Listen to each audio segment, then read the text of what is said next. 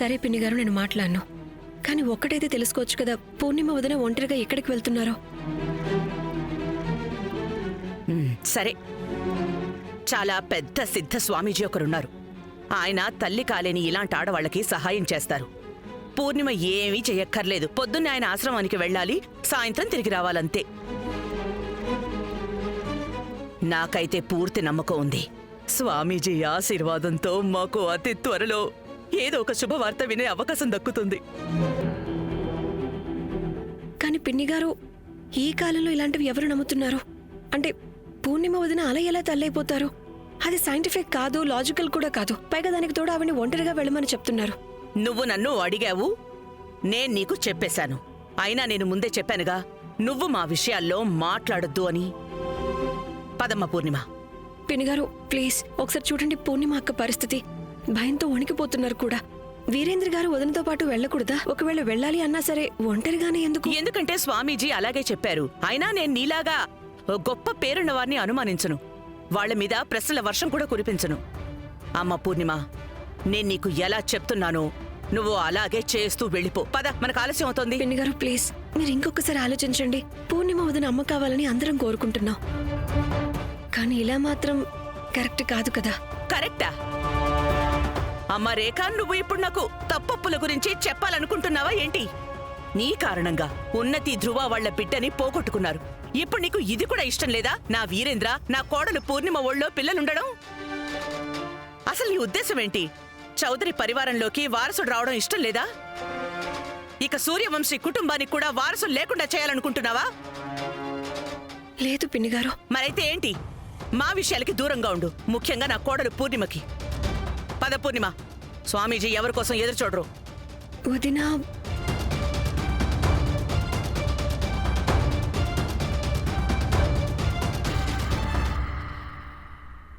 రాఘవ్, అది పిన్ని గారు పూర్ణిమ వదిన్ని ఎవరో స్వామీజీ దగ్గరికి వెళ్ళమంటున్నారు. అది తను తల్లి కావాలని.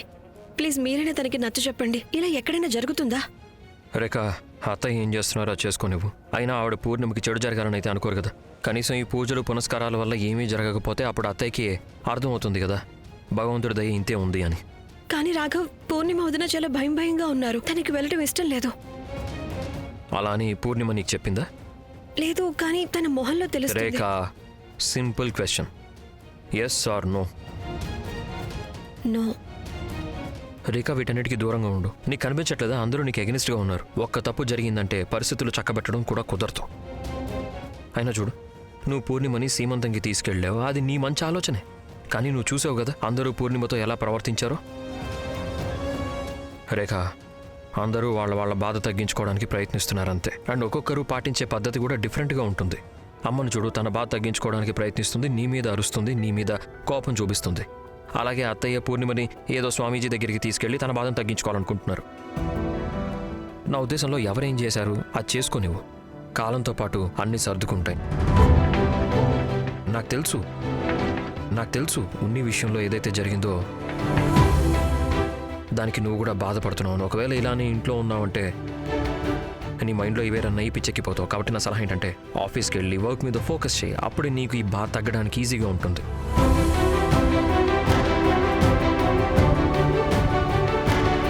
ప్లీజ్ నువ్వు జాగ్రత్తగా ఉండు. నేను నీకు కాల్ చేస్తాను.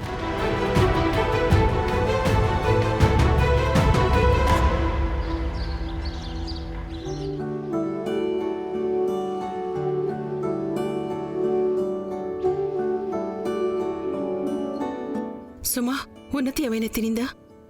అక్క కొంచెం. పోనీలే, అమ్మవారి దయ వల్ల ఏదో ఒకటి తినింది. నేను చూస్తాను. హలో రేఖ. అమ్మా, ఉన్నతికి ఎలా ఉంది ఇప్పుడు? నేను నీకే ఫోన్ చేద్దాం అనుకున్నానమ్మా. రేఖ, ఉన్నతి ఇప్పుడే కొంచెం తినిందమ్మా. నాకు తెలిసి తనిక మెల్లమెల్లగా దీని నుంచి బయటపడగలదు. బహుశా తనకి తెలిసే ఉంటుంది కదా నర్మదా ఆంటీ రాఘవ్ అక్కడికి వస్తున్నారు అని. ఉన్నతి వాళ్ళ ఇంట్లో వాళ్ళు వస్తే తనకు కొంచెం ధైర్యంగా ఉంటుంది కదా. కానీ మీ ఇంట్లో నీ దగ్గర లేనేలేరుగా నీకు ధైర్యం చెప్పడానికి. అక్కడ నువ్వు ఒక్కదానివే ఉన్నావు కదా, నాకు దూరంగా, మా అందరికీ దూరంగా. నాకు ఇలా జరిగే తీరాలమ్మా. రేఖ, ఇంకెప్పుడు నువ్వు ఇలా మాట్లాడద్దు. లేదమ్మా, ఇందులో తప్పంతా నాదే. నేనే ఉన్నతితో ఆటలు ఆడకుండా ఉండాల్సిందే. నేను అర్థం చేసుకొని ఉండాల్సింది దాని ప్రభావం ఎలా ఉంటుందో. నేనే కాస్త ముందు చూపుతూ ఉండుంటే ఇదంతా ఆపుండగలిగేవాళ్ళం. రేఖ, ఇక్కడ ఏదైతే జరిగిందో అది పొరపాటున జరిగింది. అసలే ఇక్కడ ఇంతమంది నిన్ను దోషిలా చూస్తున్నారు. కనీసం నిన్ను నువ్వైనా నేరస్తురాలు అనుకోకు. కానీ అమ్మా, నన్ను నేనే ఉన్నతికి దోషిలా భావిస్తున్నాను. నిజం చెప్పాలంటే నేను కూడా మిగిలిన వాళ్ళు ఆలోచిస్తున్నట్టే ఆలోచిస్తున్నా. కానీ రాఘవ్ ఒక్కరే అలా ఆలోచించడం లేదు. ఆయన ఒక్కరే నా వైపు నిలబడ్డారు. ఇది తెలిసి చాలా సంతోషంగా ఉందమ్మా. నేను ఆశించేది ఒకటే, నిన్ను నువ్వు అర్థం చేసుకొని నిన్ను నువ్వు క్షమించుకోగలగాలి.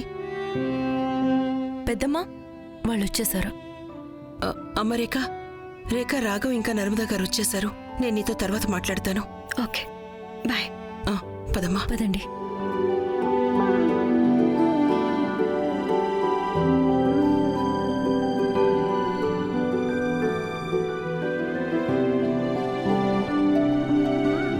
నమస్కారం అండి.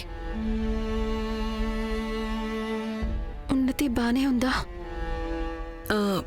ముందు కంటే పర్వాలేదు. లేదు మమ్మీ, ఉన్నతి ఏం బాలేదు. ఏంటి, తను పడుకోలేదా ఏంటి? బహుశా 2-3 కొనుక్కులు తీసుంటుందంతే. కళ్ళు మూసుకున్నా సరే తన బేబీతోనే మాట్లాడుతూ ఉంటుంది. ఏదో బేబీ ఇంకా తన దగ్గర ఉన్నట్లు. స్లీపింగ్ పిల్స్ కూడా ట్రై చేశాం, కానీ ఏది పనిచేయట్లేదు. నువ్వు చూస్తున్నావా రాగా? ఏ మనిషి అయితే నా కూతుర్ని ఎంత బాధ పెట్టిందో నేను తనని ఎలా క్షమించగలను?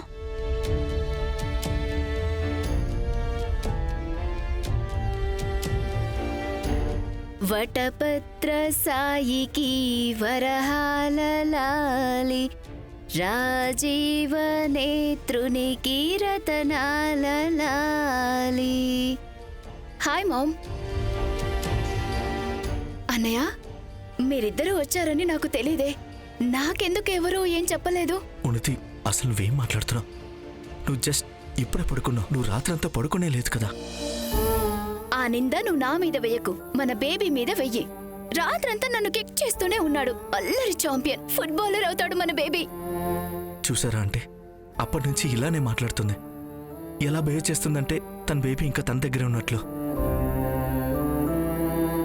నీ ఉద్దేశం ఏంటి ధ్రువ్? నేను ప్రెగ్నెంట్ ని కాదా? నాకేమీ సిమ్టమ్స్ లేవు అంటే అది నా ఊహని అంటావా? నాకు మార్నింగ్ సిక్నెస్ ఏమీ లేదు అంటే మీ ఉద్దేశం ప్రకారం నా వెయిట్ పెరగట్లేదు అంటే నేను ప్రెగ్నెంట్ ని కాదు అనా?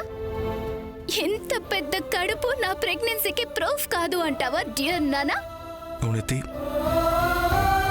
ఇంకా చాలా ఆపు ఉన్నతి, దీన్ని విసిరే. నేను నా బిడ్డను విసిరేయాలా?